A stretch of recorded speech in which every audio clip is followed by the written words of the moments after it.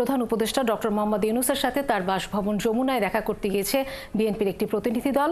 বৈঠকটি শেষ হয়েছে। এই মুহূর্তে সাংবাদিকদের ব্রিফ করছেন বিএনপি মহাসচিব মির্জা ফখরুল ইসলাম আলমগীর।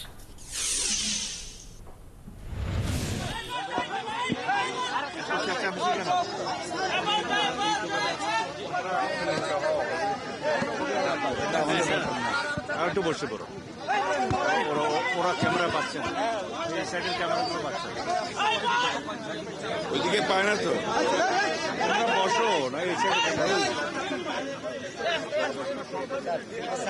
তোমরা আর একটু বসো না।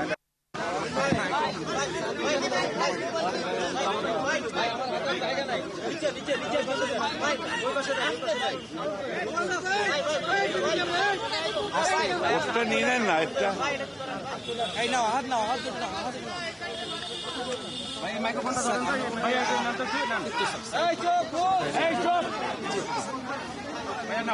তোমরা যদি আর একটু স্পেস দাও তাহলে ওরা দেখবে।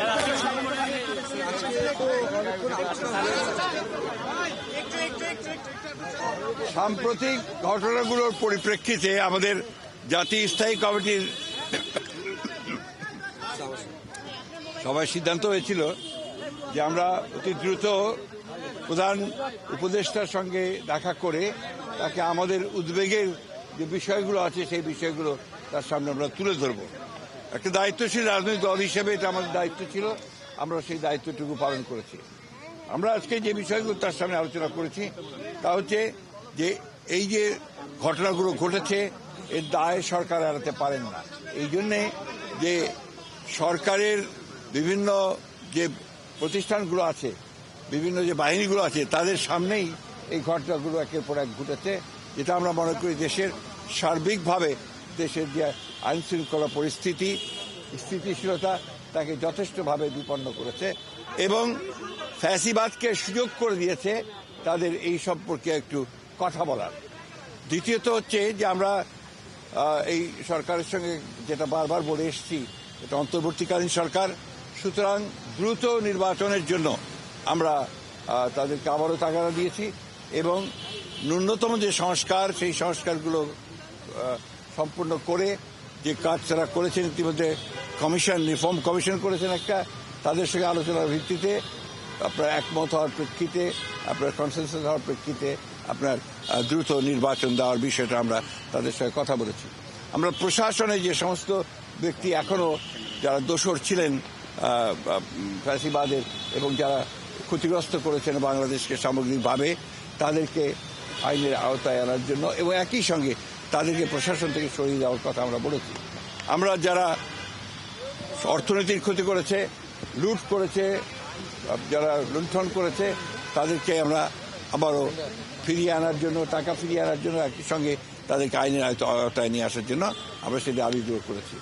আমরা একই সঙ্গে যে কথাগুলো বলেছি তা হচ্ছে যে বিগত 15 বছর 16 বছরে যে মিথ্যা মামলা দিয়ে রাজনৈতিক নেতা কর্মীদেরকে যে হয়রানি করা হয়েছে সেই মামলাগুলো প্রত্যাহার করার ব্যাপারে আমরা নীতিগত সিদ্ধান্তের কথা বলেছি। তারা একমত হয়েছেন, তারাও আপনাদের সামনে কথা বলবেন, এই বিষয়গুলো তারা একমত হয়েছেন।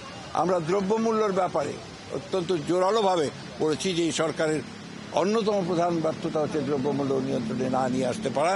সেটা তারা বলেছেন যে তারা এটার উপর কাজ করছেন, এই কাজগুলো তারা দ্রুত করার চেষ্টা করবেন। সব শেষে আমরা আপনার আইন শৃঙ্খলা পরিস্থিতির কথা বলেছি এবং একই সঙ্গে আমরা সব শেষে যে কথাটা বলা আবারও বলেছি যে আপনার এই একটা আপনার কি চলছিলেন অভিযান, সেই অভিযানটা হচ্ছে ডেভিল হান্ট। আমরা অতীতেও অনেক অভিযান দেখেছি, সেই ধরনের কোনো পুনরাবৃত্তি যেন না হয়, অর্থাৎ কোনো ইনোসেন্ট মানুষ যারা আপনার যেন না হয় এবং এটা নিয়ে আবার যেন কোনো রকমের সমস্যা তৈরি করা না হয়, এই কথাগুলো আমরা অত্যন্ত জোরের সঙ্গে বলেছি। প্রধান উপদেষ্টা এবং তার সঙ্গে যারা ছিলেন তারা আমাদেরকে আশ্বস্ত করেছেন যে অতি দ্রুত তারা নির্বাচনের ব্যবস্থা করছেন এবং তিনি বলেওছেন যে ডিসেম্বরের মধ্যে তিনি নির্বাচনের ব্যবস্থা করে তারা কাজ করছেন। আমরা আশা করব যে জনগণের আশা যেটা আছে, প্রত্যাশা আছে যে অতি দ্রুত এবং একটা রোড ম্যাপ ঘোষণা করবেন তিনি, সেটার মধ্যে দিয়ে আমরা ডিসেম্বরের মধ্যেই নির্বাচন সম্পন্ন হবে বলে আমরা প্রত্যাশা করছি, জনগণও প্রত্যাশা করছে। এবং সেই সঙ্গেই আমরা যেটা বিশ্বাস করি যে গণতান্ত্রিক সরকারের যে আপনার ট্রানজিশন হবে গণতান্ত্রিক ব্যবস্থায়, সেটা অনেক সহজ হয়ে যাবে যদি আপনার একটা নির্বাচন অনুষ্ঠিত হয়। অনেক ধন্যবাদ। স্যার একটা প্রশ্ন, আমি আপনাদেরকে এটা দিয়ে যাব। স্যার একটা ছোট্ট একটা প্রশ্ন, সেটা হচ্ছে যে উপদেষ্টা আজকে একজন উপদেষ্টা বলেছেন যে জাতীয় নির্বাচনের আগে স্থানীয় নির্বাচনের বিষয়ে নীতিগত সিদ্ধান্ত তারা নিয়েছেন, আলাপ আলোচনা করে পরবর্তী চূড়ান্ত না, আমরা করবেন। এই বিষয়ে কোনো আলোচনা আমরা হয়েছে? আমরা আমরা স্থানীয় সরকারের ব্যাপারে কোনো মতেই একমত হব না। আমরা খুব পরিষ্কার করে আগেও বলেছি, এখনো বলছি যে জাতীয় সরকারের আগে কোনো নির্বাচন হবে না। কবে নাগাদ রোড ম্যাপের ঘোষণা দিবেন? এটা ওনারা ঠিক করবেন, তবে ওনারা সম্ভব 15 তারিখের মধ্যেই ওনারা কিছু একটা বলতে যাবেন। ধন্যবাদ। এটা দিলে আর লাগবে না। আলাদা আমরা ছবি উঠাই।